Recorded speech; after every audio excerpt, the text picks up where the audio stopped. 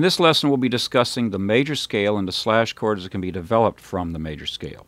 We'll be using the key of C exclusively for this lesson and all the lessons to continue in this course. All right, let's look at some of the charts that you have presented in this lesson. Appendix A is simply the chromatic scale with all these different kinds of scales listed in the left-hand column. Now, we're not going to be using this so much in the terms of soloing, but this will also reveal some of the scale degrees that you'll be dealing with the different modes. But that'll be presented in the other chart. So this chart isn't quite as important as the other charts you're going to get. Appendix B, though, is the one that you need to have memorized. Now, if you don't know all of your major scales and you can't spell them quickly and accurately, you need to do a little bit of homework. You need to get to the point where you know any scale degree in any key instantaneously. It's critical. But let's start with the key of C because that's the one we're going to be dealing with. So if you look at the key of C, C is 1, D is 2, E is 3, etc., etc. And then if you look at the box that's labeled Diatonic Triads, you have that rule: 1, 4, and 5 are major chords, 2, 3, and 6 are minors, and 7 is a diminished triad. Okay, that's straightforward. But let's look at Appendix C. Appendix C is simply a chart showing all of the combinations of the 7 diatonic triads in the key of C, meaning C, D minor, E minor, F, G, A minor, and B diminished, and all of the 7 possible bass notes that could be played under each of those chords. Now, right away, you're probably saying, hold on, this is already too deep and too overwhelming. Well, let's not worry about this right now. This is a huge mountain you're going to chip at. And actually, I have to reveal that I've been working with this slash chord program, and as I do a little bit of research and plan how I'm going to present the information, it is huge indeed. So we're going to have to chip away at this little by little, but it's an important thing for you to learn as a guitarist and as a musician. Okay, so there you have Appendix A, B, and C, and a quick overview of what they contain. Now let's look at diagrams 1A through 1D. What we're presenting on this would be the key of C over the entire fingerboard. So diagram 1A is simply all of the notes in the key of C, in other words, all of the natural notes plotted out over the entire fingerboard. Okay? And you need to see that. If you don't know all of your scales, start studying them, and in the future I'll have a series about scales and stuff. But, you know, you need to just learn these notes. And it's not really that hard because, remember, the same scale is reoccurring on each string. All right? Let's look at diagram 1B. Now, what we have in diagram 1B would be what we'd call second inversion arpeggios. And remember, if you don't know about arpeggios and inversions, here's what it means. An arpeggio would simply be the 3 notes that make up a triad. In this case, we're dealing with triads, so it's the first, third, and fifth notes of a scale. It's every other note of a scale. It's tertiary harmony. Okay, this is all basic and elementary. If you already know this, hang in. We're going to move into some other deeper areas in just a moment. But root position means the root is the lowest tone. So if you're playing a C chord, C is the lowest tone. First inversion means the third of the chord is the lowest tone. Second inversion means the fifth of the chord is the lowest tone. And third inversion means that whatever other component you have in the chord is the lowest tone. We'll deal with that in a little while. All right, so let's look at diagram 1B. Now, this is going to be important that you see these arpeggios, these 1 note per string arpeggios. That's the way I've laid these out. Now, obviously, you can lay arpeggios out a lot of different ways, but if you're going to play chords, you need to see them in 1 note per string formats. If you were to take this C chord, C with a G bass, you would actually be playing all of the red notes in diagram 1B in the lowest position, where you have G, C, E, G, C, E. Okay, so you want to learn that arpeggio, 5, 1, 3, 5, 1, 3. And then if you simply take and compare diagram 1B with diagram 1A, you will see that when you go up to the next note in the scale, you get black notes, which would be A, D, F, A, D, F. That would be a D minor chord. And all the different inversions and chord voicings that you could derive from that. So do you see, if you can visualize the arpeggio on the guitar, you can then play it in double stops on adjacent strings. You see what I'm doing? Double stops on every other string. 3-note groups on adjacent strings, which will form your triads in all the various inversions. And let's talk about this briefly. Let's say we're doing the D minor triads right here in different inversions. When you play the A, D, and F, that's a second inversion D minor triad because the fifth is the lowest tone. And then when you simply move over and play D, F, A, you have a root position D minor triad. Next would be F, A, D, which would be the first inversion D minor triad. Then it starts over again an octave higher with A, D, F. Now you see I'm using hybrid picking on my picking hand, which means the pick on the lowest string in terms of pitch, this direction, middle finger on the next one, ring finger on the next one. That way I can play these chords in a piano-type fashion, get all the notes together. You can strum them if you want, but you're going to need to know how to hybrid pick. So if you haven't hybrid picked before, work it up. Okay, so you see how I'm just rotating through my inversions throughout this D minor arpeggio. Now you can also look at this in terms of soloing. I mean, it's all the same information. It's a D minor arpeggio. Then we move each note up to the next note in the key of C. That's going to yield an E minor arpeggio. The shape's identical because it's a minor chord. So look at there. Things are getting easier right away, right? And then you move up to the next note in the scale. You're going to get your F chord. And you're going to get it all 6 strings, 5th root, and it'll look exactly like what you had when you played that C chord. It's the exact same fingering, or layout on the neck, I should say. It's the same fingering, if you look at it that way. And by the way, you see how I'm double stopping with my little finger to capture the C and the F down low. But again, you want to see all the different voicings. And for now, just stay on adjacent strings. You know, you can start doing things where you're playing, skipping around, playing different voicings throughout the whole chord and open them up, but you don't need to go there right now. Okay, that's your 4 chord. So let's do a quick review. Here was C, the 1 chord. Here was the D minor, the 2 chord. Then your E minor, the 3 chord. Then F, the 4 chord. G, the 5 chord. So notice that 1, 4, and 5 are the exact same shape. They have to be because it's a major arpeggio. Then you go back to a minor arpeggio for your 6th chord. And you don't have to do all this fancy stuff I'm doing. I'm just playing all the notes at once. Now, if any of you all have heard any of my other videos, you know when I talk about the diatonic triads, I always say 1, 4, and 5 are major, 2, 3, and 6 are minor, and the 7 is a diminished triad.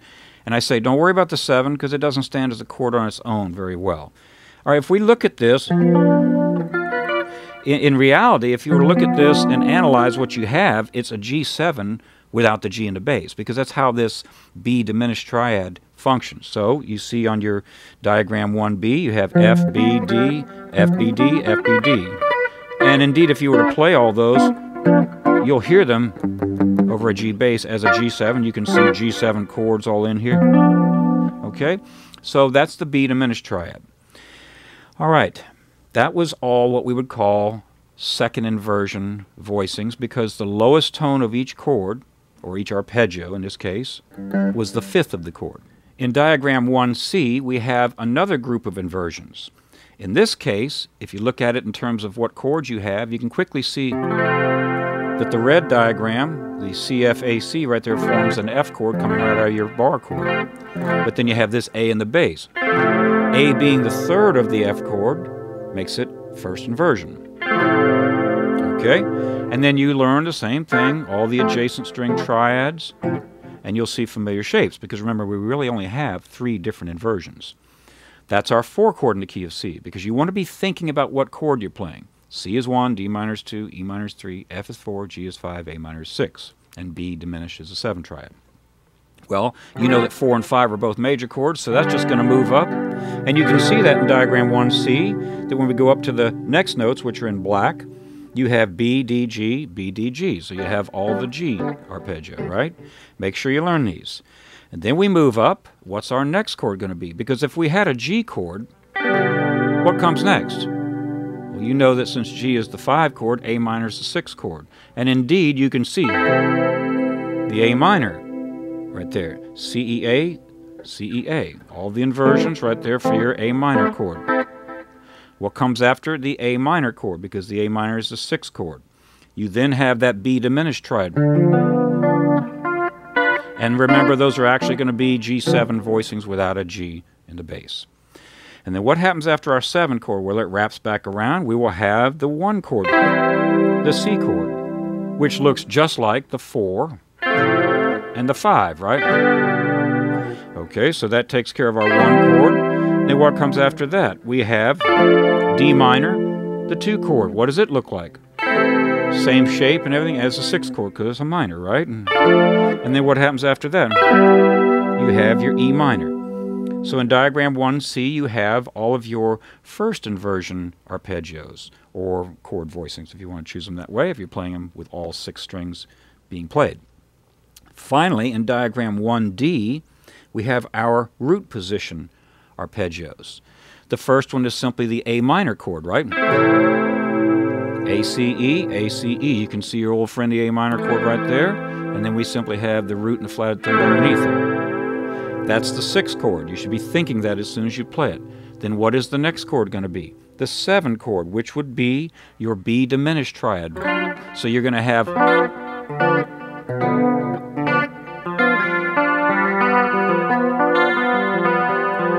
And you see how I'm mixing it up with a G7 so you can hear it.